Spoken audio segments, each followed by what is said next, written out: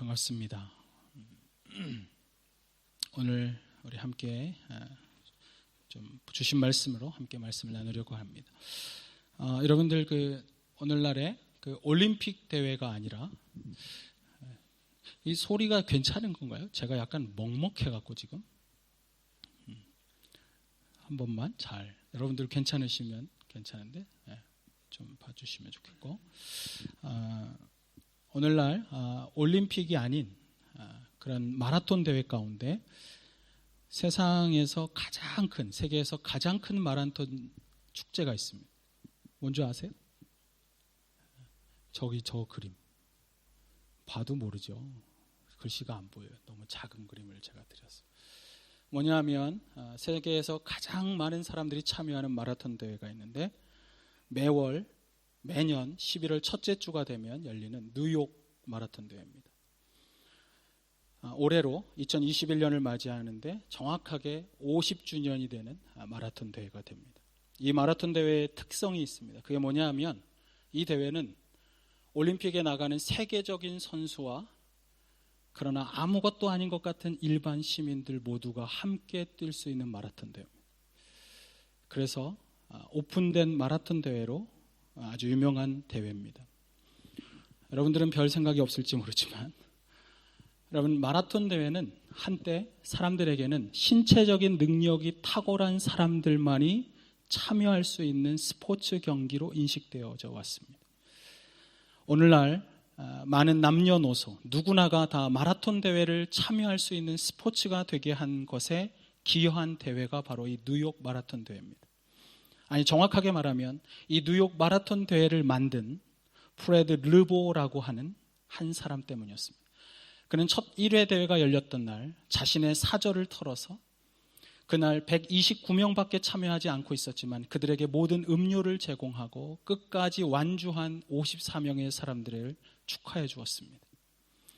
한때 여러분, 여성들은 장거리 달리기를 할 수 없다는 인식이 있었다는 것도 아십니까? 이 뉴욕 마라톤 대회는 그래서 그 대회가 열리기 하루 전날 여성들만 달리는 10km 단거리라고 말하긴 그렇지만 그 대회를 매번 열었습니다. 첫 대회에 겨우 1명이 참여했던 여성. 그러나 지금은 전 세계에서 여성이 가장 많이 참여하는 대회가 뉴욕 마라톤 대회입니다.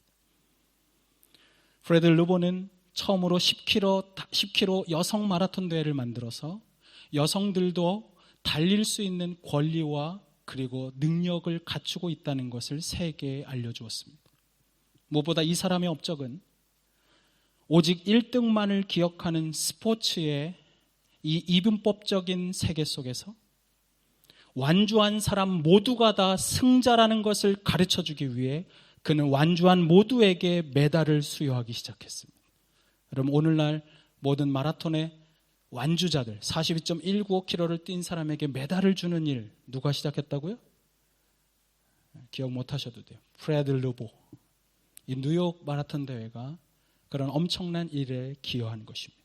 르보는 이런 말을 했습니다. 달리기에서 당신이 첫 번째로 들어오든지 중간에 들어오든지 맨 마지막에 들어오든지 아무 상관이 없다. 당신은 오직 이렇게 말하면 된다. 나는 오늘 완주했어. 그것만이 당신의 유일한 만족이다. 저희는 오늘 히브리서 11장의 마지막 장을 결론을 맺으려고 합니다. 지난 19주 동안 히브리서 강해가 있었습니다. 히브리서 11장 강해. 몇 주라고요? 거의 20주. 거의 절반이 되는 한 해를 히브리서 11장의 믿음의 영웅들을 바라보면서 왔습니다. 옆 사람한테 이렇게 말해보세요. 19주 동안 참 잘 달리셨습니다.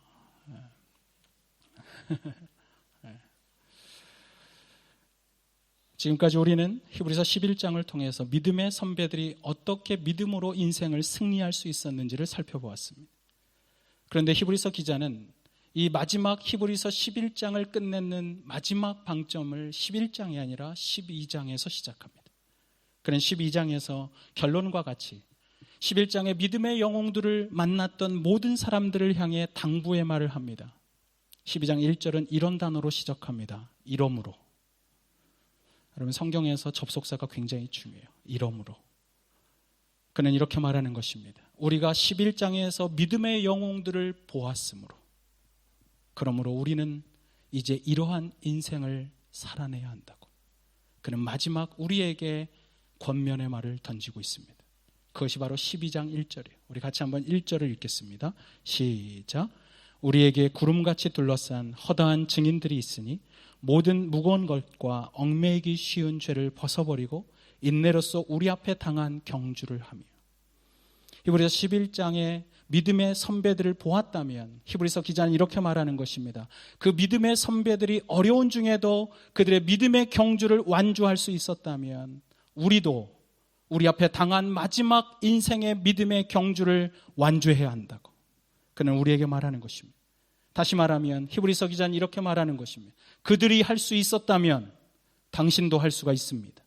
당신도 그들과 똑같이 그들이 인생에서 어려움 중에 믿음의 경주를 완주한 것처럼 당신도 믿음으로 인생을 완주해야 합니다.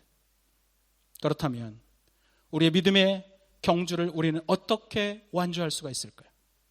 첫 번째로 우리 인생에서 믿음의 선배들이 걸었던 그 믿음의 경주를 완수할 수 있는 방법은 첫 번째로 이 경주의 목표를 명확하게 바라보고 달려야 한다는 사실입니다.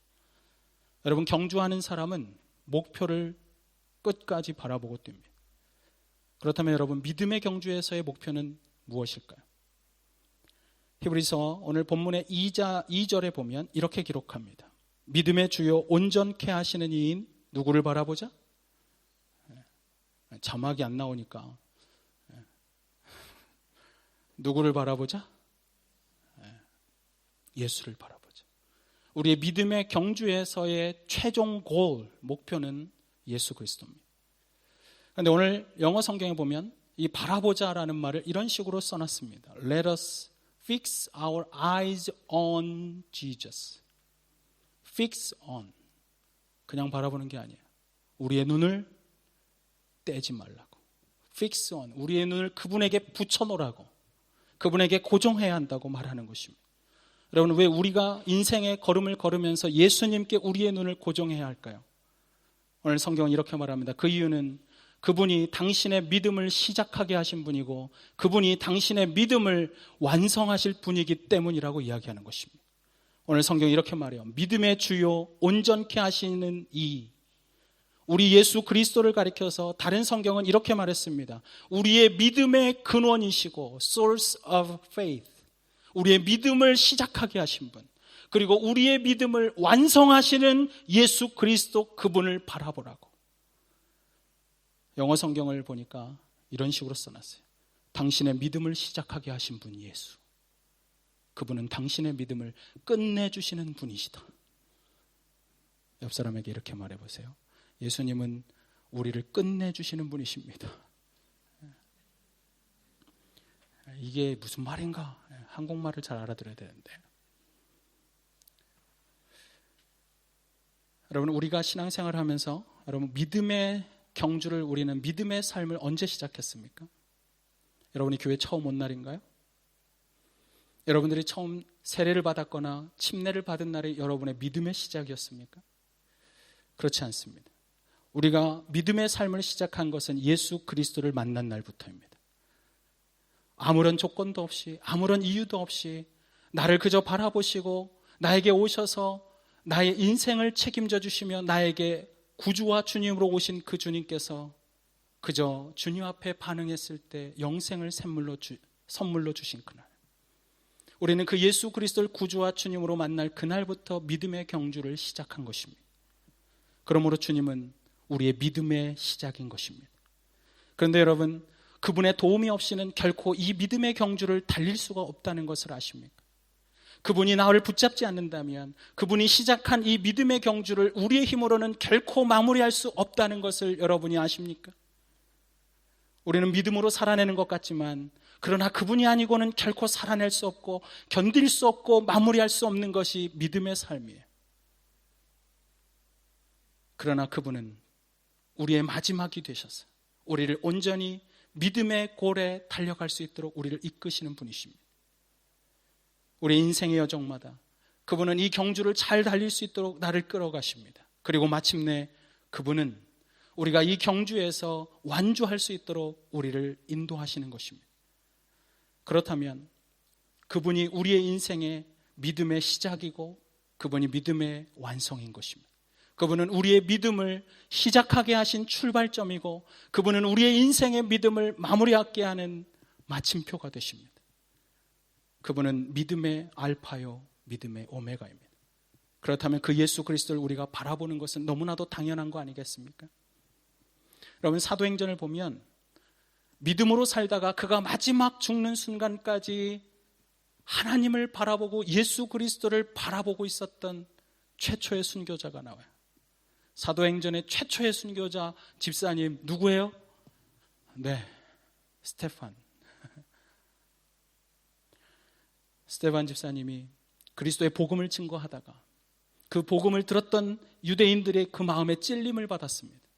그들이 찔렸는데 그것을 알 수 있는 게 그들이 이렇게 말해요. 괴로워했다고 말해요.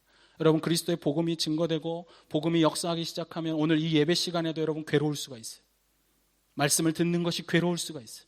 왜냐하면 내 죄를 하나님이 지적하고 있기 때문에, 너가 잘못했다고 말하고 있기 때문에.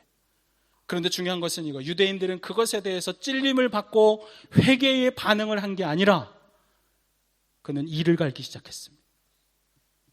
스데반을 죽여야겠다고 생각했습니다. 그리고 그는 그 스데반을 끌어다가 성문 밖으로 집어던졌습니다. 성문 밖으로 던졌다는 얘기는 우리 사회에서 그를 소외시키겠다는 것입니다. 너는 더 이상 죽어도 괜찮다는 것입니다. 그리고 정말 그들은 그를 죽이기로 작정하고 돌팔매질을 시작하면서 그를 죽음에 몰아넣었어요. 근데 재미있는 것은 이것입니다. 우리들은 나를 향해서 죽이려고 달려들면 누구 쳐다봐요? 그런 일이 없어가지고 나를 죽이려고 드는 놈을 본 적이 없어서 어쨌든 나를 괴롭히려고 드는 놈을 보지 않습니까? 적을 알면 나를 안다고 뭐 이러면서. 스데반은 그때 돌팔매질하고 분노에 가득 찬 사람들을 보지 않았어요. 사도행전을 보면 7장 55절에 이렇게 기록합니다. 스데반이 성령이 충만하여 하늘을 우러러 뭐하고? 주목하고. 하늘을 주목했어요. 내가 돌에 맞고 있고 아픔 가운데 있고 지금 죽을 것 같은 그 순간이지만 고통 속에서 그는 하늘을 보고 무엇을 봤을까요? 그 다음에 주목하여 하늘의 영광과 및 예수께서 하나님 우편에 서신 것을 그가 보고 있었습니다. 그리고 이렇게 말합니다. 말하되 보라, 하늘이 열리고 인자 예수가 하나님 우편에 서신 것을 내가 보노라. 여러분, 순교의 마지막 순간, 그가 믿음을 잃어버릴 수 있는 그 순간, 우리 주님께서는 스데반 집사를 하늘 높은 곳에서 바라보시고 계시고 있었다는 사실입니다. 그가 믿음의 경주에서 완주할 수 있도록, 마지막 순간에 믿음으로 골에 들어올 수 있도록 하나님께서 그를 바라보시고 예수 그리스도께서 그에게 마지막 신앙의 아름다운 완성을 위해 힘을 더하고 있었던 것입니다. 그런데 중요한 것은 뭐예요? 스데반이 그 예수님을 바라본 것이에요. 오늘도 여러분, 우리 인생의 걸음에서 달리다 쓰러질 때마다 나를 지켜보시는 분이 계세요. 예수 그리스도십니다. 네가 일어나야 한다고, 네가 믿음의 삶에서 넘어져 있을 수 없다고, 오늘도 나는 너를 바라보고 네가 일어서기 위하여 힘을 주고 있다고. 중요한 것은 그분을 바라보는 것입니다. 스데반 집사님이 그분을 바라본 순간, 그 예수를 바라본 순간, 그는 돌팔매질 속에 마지막 생명이 끊어지는 숨을 내뱉으면서도 그는 이렇게 하나님 앞에 기도하는 걸 아세요? 그는 이런 기도를 드렸어요. 주 예수여, 내 영혼을 받으시옵소서. 그리고 무릎을 꿇고 그는 크게 불러 이르되 주여, 이 죄를 저들에게 돌리지 마옵소서.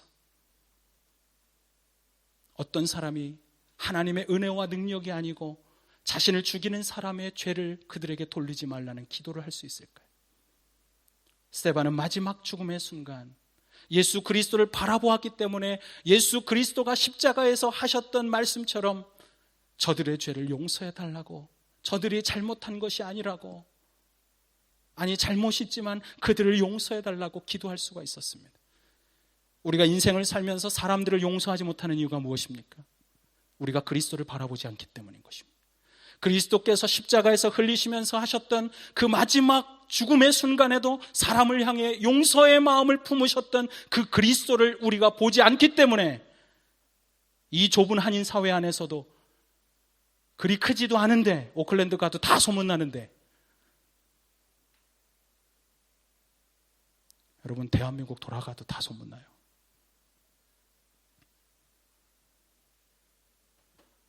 그리스도 앞에 우리가 얼마나 온전히 서 있어야 하겠냔 말이죠. 그분을 바라보십시오. 그분은 우리를 온전케 하시는 분이십니다. 믿음의 주요 온전케 하시는 예수를 바라보자. 그분이 우리의 믿음을 시작하셨다면 스테반 집사님처럼 우리의 인생의 마지막이 아름다운 완주가 될 수 있도록 그분은 우리를 붙드시는 분이십니다. 그러므로 여러분, 힘들어도, 내가 넘어져도 예수, 내가 살아도 예수, 내가 잠잘 때도 예수, 깨어나도 예수, 그 예수님만이 우리의 소망이십니다. 그 예수님만이 우리의 기쁨이 되십니다. 그분만이 우리를 구원하시고 그분만이 우리 인생의 주인이 되십니다. 그렇다면 우리의 삶의 이유와 삶의 목적이 되시는 그리스도를 바라보며 그분을 향하여 믿음의 경주를 완주할 수 있지 않겠습니까? 그 그리스도를 온전히 바라보십시오. 우리가 우리의 인생의 걸음을 믿음으로 온전히 완수하려면 우리는 어떻게 해야 될까요? 두 번째로, 우리가 우리의 경주의 방해물을 벗어버려야 하는 것입니다. 믿음의 경주를 하다 보면 우리는 때때로 여러 가지 방해물을 만나게 됩니다. 여러분, 모든 경주가 그래요. 여러분, 아까 마라톤 대회 보셨지만 3만 5천 명씩 참여해요. 뉴욕 마라톤 대회. 저는 그런 생각이 들어요. 3만 5천 명 뛰는데 나 이따가 나보다 빠른 놈들이 지나가다 걸려 자빠지면 죽겠다. 여러분들이 이런 생각 안 하시죠? 그죠? 저는 그런 생각을 가끔 해요. 저기에 있다가 달리다 죽겠네. 그 사진을 보면서 제가 그런 생각을 했어요. 그래서 마라톤 관계자들이 어떻게 하냐면 너무 많이 오니까 자기들이 출전 기록을 제출하게 해요. 나는 3시간. 그럼 세계적인 선수는 막 2시간도 안 되게 뛰는 거 기록해서 내면 그거를 제출한 기록을 보고 그것으로 무리를 만듭니다. 60명씩. 빨리 뛰는 사람들은 빨리 뛰고 늦게 뛰는 사람들은 늦게 뛰고 기록이 같은 사람들끼리 출발을 다르게 해서 결국은 완주할 수 있도록 돕는 것입니다. 여러분, 기회가 되면 마라톤 하시는 분들, 우리 다음 주에 여기 해밀턴에서 마라톤 대회 있어요. 혹시 그거 나가시는 분 있나 모르겠어요. 꿈꾸세요. 내가 뉴욕의 센트럴 파크를 내가 달리리라. 거기에 보면 아까 말한 그 르보라고 하는 사람의 흉상이 있습니다. 전신상이 있어요. 내가 그분을 높여주려고 그런 건 아닌데. 근데 제가 왜 이 말씀을 드리냐 하면 믿음의 경주를 하다 보면 우리가 앞사람의 발에 걸려 넘어질 때가 있어요. 아니, 다른 방해물에 의해서 걸려 넘어질 때가 있어요. 근데 제일 안타까운 건 뭐냐 하면 달리기를 하는데 아무도 나를 걸려 넘어지게 하지 않는데 내가 스스로 힘이 빠져서 내 발걸음이 무거워지는 것입니다. 내 다리가 무겁고 힘겹고 그래서 내 스스로 주저앉는 것입니다. 오늘 히브리서 기자는 우리가 그럴 수 있는 것들을 이렇게 표현했습니다. 오늘 본문 1절에 보면 모든 무거운 것과 얽매이기 쉬운 죄를 버리고 우리 앞에 당한 경주를 하라고. 믿음의 경주 앞에는 두 가지 방해물이 있다는 것입니다. 첫 번째 장애는 모든 무거운 것들입니다. 그리고 두 번째는 우리의 그런 믿음의 경주에서 우리의 발목을 걸어 넘어뜨리는, 그래서 쉽게 넘어지게 하는 죄가 있다는 것입니다. 그렇다면 질문이 있습니다. 과연 모든 무거운 것들이 무엇일까요? 오늘 죄가 있는 것을 보니까 이것은 죄가 아닌 것입니다. 여러분, 신앙생활을 하면서 죄는 아니지만 그러나 나의 인생의 걸음에서 이 믿음의 걸음을 멈추고 달릴 수 없게 하는 무거운 짐들이 있지 않습니까? 여러분, 세상에 오래 사신 분들 아마 더 많이 느낄 텐데 내 배우자만큼 그렇게 고마운 사람도 없어요. 30년, 40년을 여러분, 친구가 되어주고, 젊을 때는 아름다웠는지 모르고 내 매력에 빠졌었는지 모르지만 30년, 40년이 지난 후에 아무 매력도 없고 볼품없는, 요즘 그런 사람들 뭐 식충이라고 그런다는데, 뭐 그런데도 이렇게 말해요. 내가 볼 때 당신은 가장 소중한 사람이야. 그리고 나 하나만을 귀하게 여기는 게 바로 우리의 배우자. 옆에 배우자랑 같이 앉아 계신 분 똑똑히 들리게 이렇게 말하세요. 옆에다 대고, 당신이 나의 축복입니다. 나의 선물입니다. 해보세요. 이렇게 흘기고 말 안 하고 있지 말고 좀 해보세요. 좀 이럴 때 안 하면 언제 하겠어요? 집에 가서도 안 할 건데. 집에 가면서 속으로 그래. 아이, 그때 할 걸.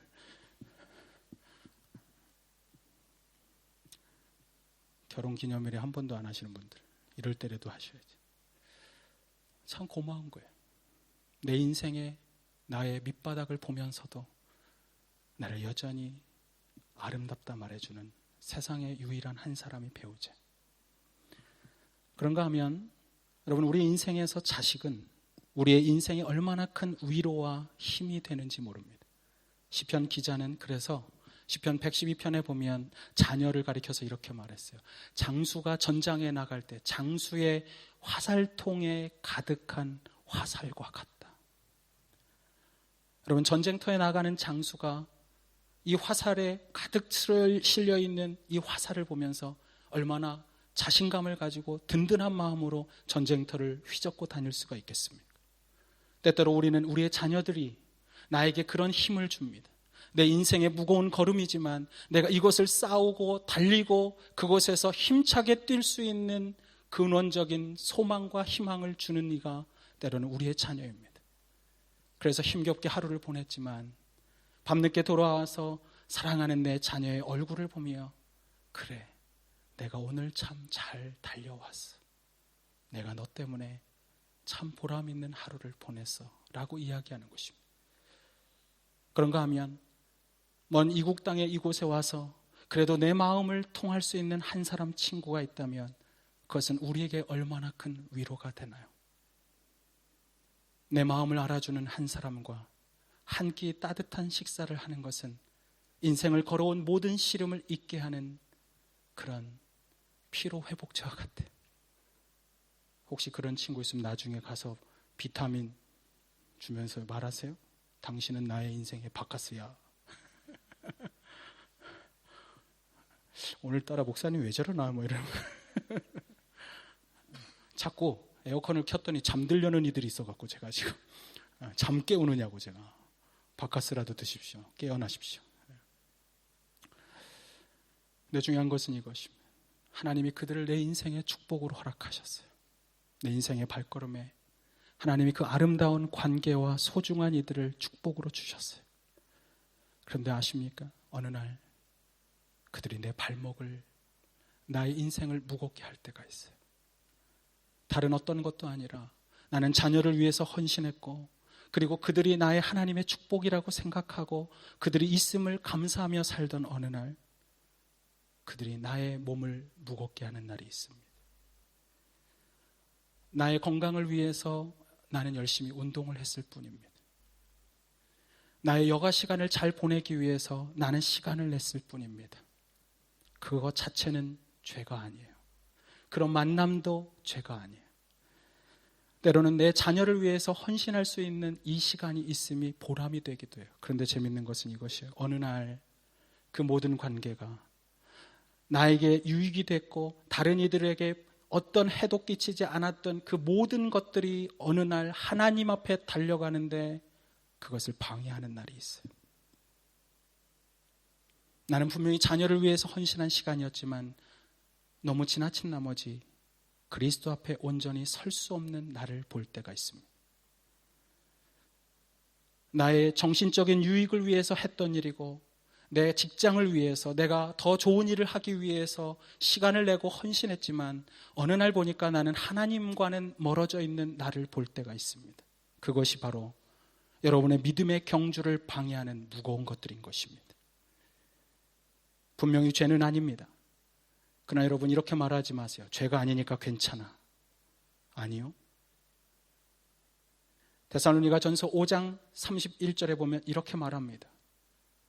어떤 일에든지 항상 무시로 좋은 것을 취하라. 그리고 그 다음에 이렇게 써 있어요. 악은 모양이라도 버리라. 성경은 말합니다. 우리의 인생에서 우리는 할 수만 있다면 좋은 것을 취하라고. 할 수만 있다면 영적인 믿음의 경주를 잘 달릴 수 있는 길을 선택하라고. 우리가 만약 그리스도의 십자가로 말미암아 구원받은 성도라면 죄가 아니기 때문에 괜찮다고 말하는 것이 아니라 죄가 아니지만 그러나 그분 앞에 나아갈 수 없는 것이라면 나는 그것을 벗어버리겠습니다라고 우리는 믿음의 용기를 낼 수가 있어야 한다는 사실입니다. 오늘 히브리서 기자는 두 번째 방해물을 말합니다. 그것은 얽매이기 쉬운 죄입니다. 심지어 오늘 히브리서 12장 4절에는 이런 말씀을 합니다. 너희가 죄와 싸우되 아직 피 흘리기까지 대항하지 아니하였다. 다시 말하면 이것입니다. 우리가 믿음의 경주를 하면서 죄를 싸워서 내 육체를 쳐서 복종시키는데 어디까지 하라는 거예요? 피 흘리기까지 하란 말이에요. 우리의 그런 마음이 있어요?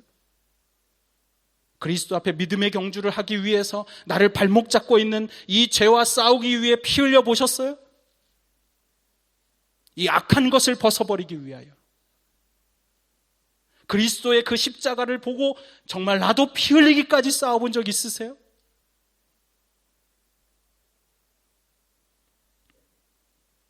오늘날 이 사회는 죄를 죄라고 말하는 사람을 불편하게 여깁니다. 아니야, 그건 죄가 아니고 그냥 어릴 적에 실수한 거야. 그건 죄가 아니고 너의 연약함 때문이야. 여러분, 이 사회는 죄를 미화시키려고 합니다. 그리고 우리도 그 말에 동의하면서 죄가 마치 죄가 아닌 것처럼 말하는 시대를 살아가는 거예요. 그러나 성경은 말해요. 죄는 죄일 뿐이라고. 어떤 사람들은 이렇게 말해요. 많은 그리스도인들 가운데 이래요. 큰 죄가 아닌 이상 괜찮아. 야, 그 정도는 다 저지르지. 인간이 그 정도도 안 하냐? 여러분, 성경 속에는 큰 죄와 작은 죄가 있지 않습니다. 죄밖에 없습니다.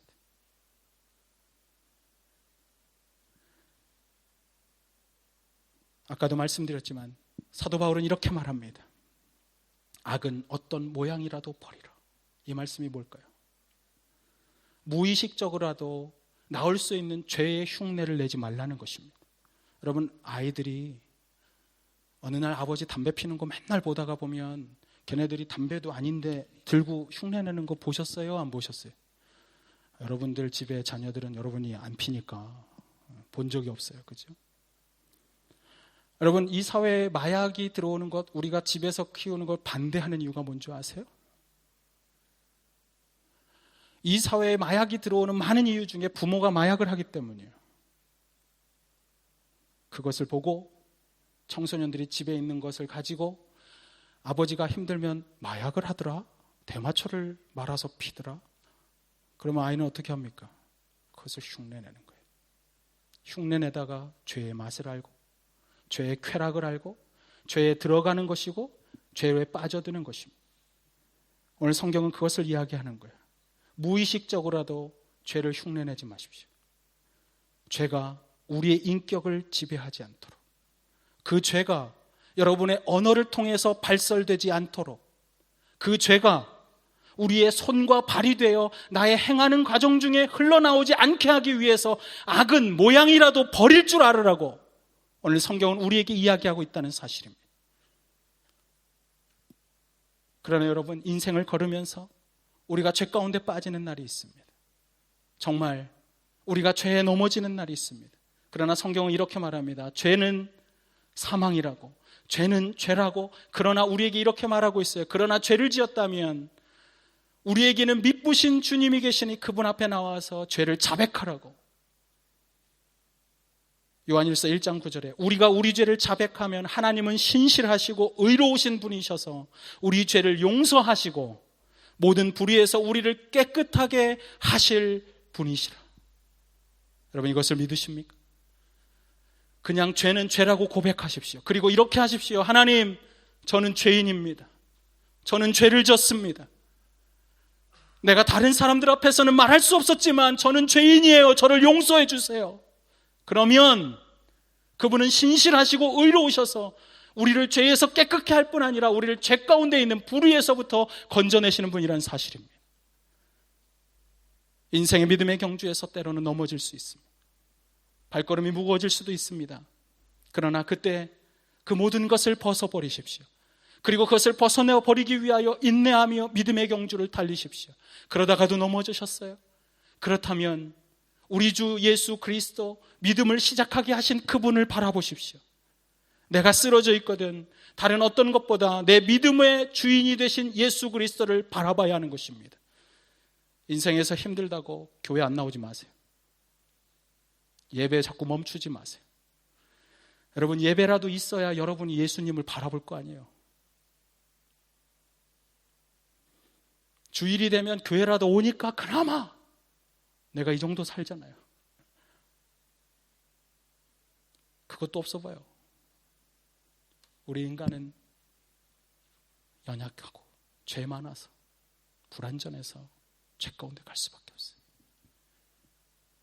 여러분, 온라인 예배한다고 그 핑계대고 예배 적당히 드리지 마세요. 이 시간 주님을 바라보는 것입니다.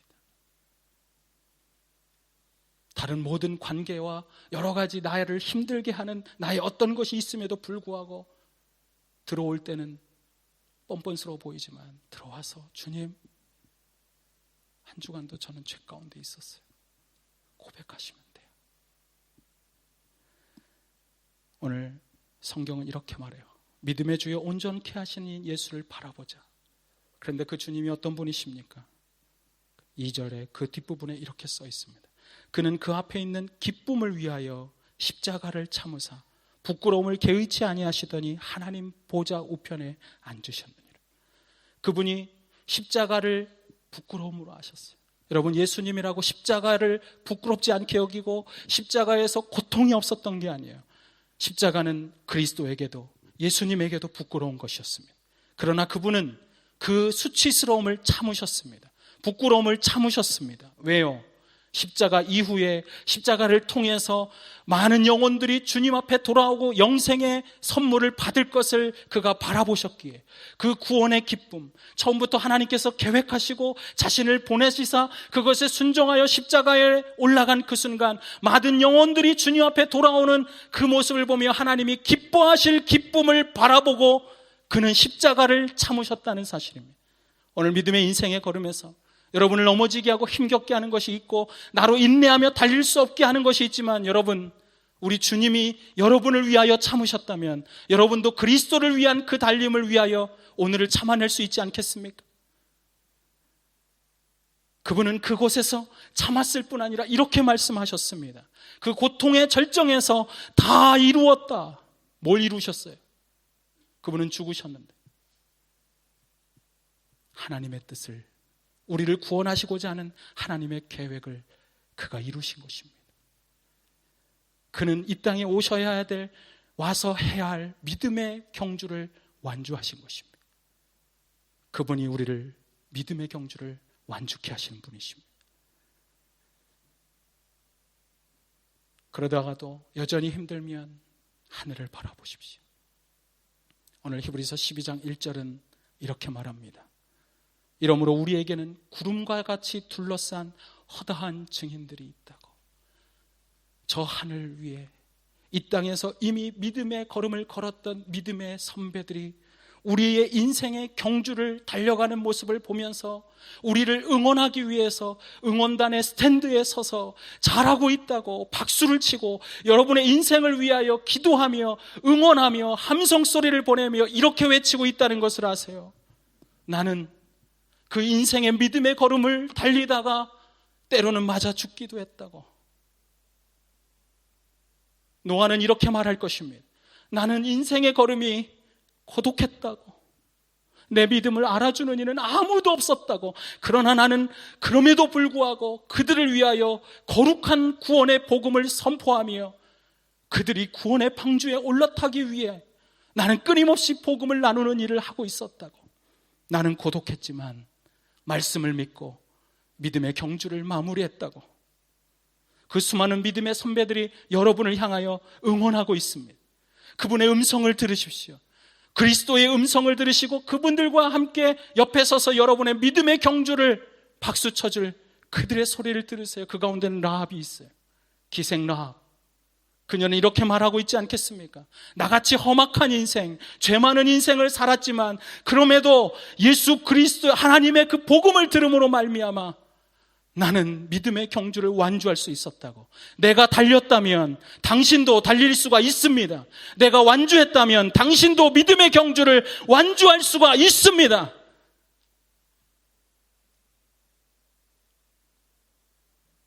여러분에게 믿음의 선배들의 음성이 들려지게 되기를 바라요. 그리하여 마지막 날 우리 주님 앞에 부끄러움이 없는 인생으로 골인할 수 있도록, 내 마지막 날 주님 앞에 부름받는 날 그 믿음의 선배들 앞에 부끄러움이 없는 모습, 아니 내 인생을 돌아볼 때 내 스스로도 결코 후회 없는 인생을 살았다 고백하기 위해서라도 흔들리지만 믿음의 걸음을 멈추지 마십시오.